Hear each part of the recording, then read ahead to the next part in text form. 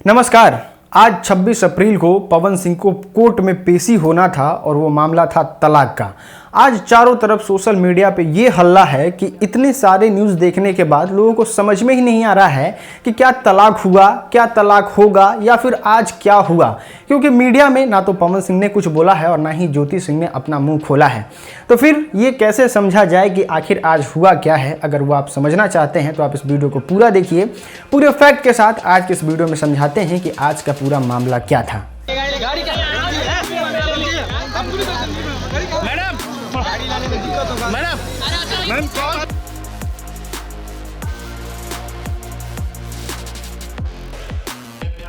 पति और पत्नी के रूप में रहने के लिए तैयार नहीं। ज्योति सिंह तो कह रही है कि हम रहने के लिए तैयार हैं। लोगों को बुला हाँ, दोनों लोग बुला के दोनों लोग कोर्ट बातचीत कर लिया, दोनों बातचीत करा दिया। अब आगे क्या कोर्ट किया उसका बात पता चलेगा आपको। लेकिन उससे पहले आपको थोड़े वीडियो के शुरुआत में चलना होगा, क्योंकि शुरुआत से अगर अभी तक आप मामला समझिएगा तो आपको बड़े अच्छे से समझ में आएगा। दोस्तों, आपके और हमारे बीच, पूरे नेशनल मीडिया के बीच ये मामला 28 अप्रैल 2022 को आया था। 28 अप्रैल 2022 को ये पता चला कि पवन सिंह जो है वो ज्योति सिंह से तलाक लेना चाहते हैं और उसकी अर्जी कोर्ट में पवन सिंह ने डाली है। लेकिन इत्तेफाक की बात कहिए या फिर पता नहीं क्या रीज़न था कि पवन सिंह ने तो अर्जी डाला, लेकिन जो 28 तारीख को डेट मिला था 28 अप्रैल को, उस दिन पवन सिंह कोर्ट पहुंचते ही नहीं हैं और मीडिया में यह बात की हल्ला हो जाती है कि ज्योति सिंह तलाक लेने पहुंच गई हैं, क्योंकि वो पवन सिंह से परेशान थी। लेकिन ऐसा कुछ होता नहीं है। पवन सिंह को चाहिए था ज्योति सिंह से तलाक। फिर उस दिन अगला डेट निर्धारित किया जाता है और वो होता है 26 अप्रैल 2022, जो कि आज ही के दिन पेशी होना था। दोस्तों, एक महीना से सभी लोगों को पता था कि आरा फैमिली कोर्ट में पवन सिंह आने वाले हैं और वहां पे जनता की इतनी ज़्यादा भीड़, मीडिया का इतना ज़्यादा हुजूम कि वहां पे बहुत सारे सिक्योरिटी गार्ड, बाउंसर और प्रशासन की मदद से पवन सिंह को कोर्ट के अंदर तक ले जाया जाता है। हालत तो इतनी बुरी रहती है कि पवन सिंह से सेल्फी लेने के दीवाने पुलिस, प्रशासन, बाउंसर और यहाँ तक के वकील भी सेल्फी लेने से नहीं कतराते हैं। इसमें कोई बुरी बात नहीं है, लेकिन ये डेट का पहले आ जाना, ये पवन सिंह के एंट्री में बड़ा संकट का सामना करना पड़ता है। खैर, जब पवन सिंह अंदर पहुंचते हैं तो वहां पे किसी वकील का अलाउ नहीं होता है। मतलब ना ज्योति सिंह के वकील जा सकते हैं, ना ही पवन सिंह के वकील जा सकते हैं। ज्योति सिंह, पवन सिंह और जज का ही वहां जाना अलाउड रहता है। दोस्तों, हम आपको बता दें, जब भी फैमिली कोर्ट में ये चीज़ की अर्जी डाली जाती है किसी के द्वारा कि हमको अपनी पत्नी से या फिर पत्नी को चाहिए होता है पति से तलाक, तो वहाँ पे होता है एक टर्म जिसको कहा जाता है रिकैंसिलेशन, मतलब सुलह करके इस बात को हटा दिया जाए। और ये नियम है, कानून है, भले ही किसी के बीच कितना भी विवाद हो। एक बार जज साहब समझाना चाहते हैं कि आप लोगों के बीच क्या है, पूरा मामला को जज साहब समझना चाहते हैं। उसमें किसी वकील का कोई इन्वॉल्वेशन नहीं होता है, क्योंकि आप समझ सकते हैं कि किसी को दबाव में भी अलग करवाया जा सकता है। जज साहब, पवन सिंह और ज्योति सिंह वहाँ मौजूद रहते हैं और अगर पवन सिंह के वकील की माने तो पवन सिंह ज्योति सिंह के साथ नहीं रहना चाहते हैं और ज्योति सिंह ने इस बात से टोटली तरीके से एग्री किया कि हमें भी पवन सिंह के साथ रहने का कोई शौक नहीं है, हम भी इनसे दूर होना चाहते हैं और तलाक लेना चाहते हैं।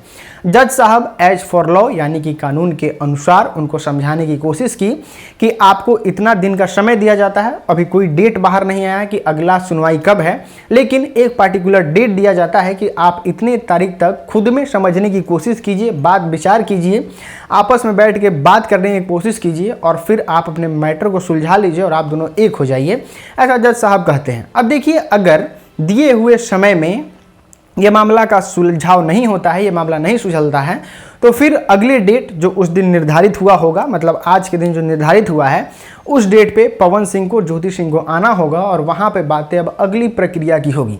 अगली प्रक्रिया की भी बातें साफ है। ज्योति सिंह ने भी पवन सिंह पे एफआईआर किया है और एफआईआर में बहुत सारी बातें बताई हैं, जिसमें मारना, पीटना, घरेलू हिंसा और 2 बच्चे का एबॉर्शन जैसी बातें ज्योति सिंह ने अपने स्टेटमेंट में डाली हैं।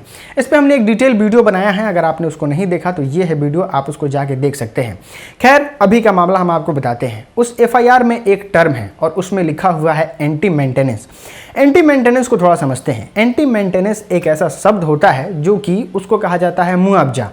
अगर पति कमाने वाला है और पत्नी उसके साथ रहती है, पत्नी का खर्चा चलता है उस पति के पैसे के वजह से, तो पत्नी को दिया जाता है एंटी मेंटेनेंस। और एंटी मेंटेनेंस मांगने की प्रक्रिया जो है वो सामने वाले यानी कि पति के औकात अनुसार होती है और उस औकात अनुसार समझते हुए ज्योति सिंह ने 3.5 लाख रुपया प्रति माह का डिमांड किया है।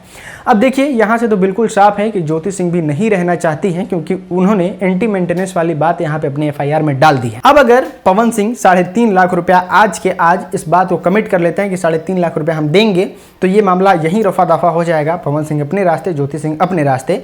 पवन सिंह को जो करना है वो कर सकते हैं, ज्योति सिंह को जो करना है वो कर सकते हैं। लेकिन मामला यहाँ आके फंसा हुआ है कि पवन सिंह 3.5 लाख रुपया नहीं देना चाहते और ना ही उनके वकील चाहते हैं कि पवन सिंह पे इतना बड़ा पेनल्टी लगे, क्योंकि 3.5 लाख रुपया एक बहुत बड़ा अमाउंट होता है। मामला उसको लेके ही केस में है कि इस एंटी मेंटेनेंस को कम किया जाए या फिर खत्म किया जाए, क्योंकि गलती जो है वो ज्योति सिंह की है। वही ज्योति सिंह अपना पक्ष रखती हैं कि हम इनके साथ इसलिए नहीं रहना चाहते क्योंकि गलती इनकी है, ये हमारे साथ बहुत ज़्यादा दुर्व्यवहार करते थे। दोनों अपना अपना पक्ष लेके जाते हैं वकील साहब के पास। वकील साहब सुझाव देते हैं कि आप केस कीजिए, और अगर आज के रिकैंसिलेशन को सक्सेसफुल ना माना जाए तो अब ये अपने अपने पक्षों को सिद्ध करने में लगेंगे। दोनों लोग अपना अपना पक्ष सिद्ध करेंगे और जज साहब को जो उचित लगेगा वो पवन सिंह पे पेनल्टी दी जाएगी या फिर नहीं भी दी जा सकती है। ये छोटा मोटा प्रोसेस नहीं है। अभी बार बार सुनवाई होगी, बार बार पवन सिंह को कोर्ट के चक्कर लगाने होंगे और इस चीज में ज्योति सिंह का भी भरपूर सहयोग करना होगा। दोस्तों अभी का मामला बस इतना ही है कि रिकैंसिलेशन के लिए पवन सिंह को बुलाया गया था, ज्योति सिंह को बुलाया गया था।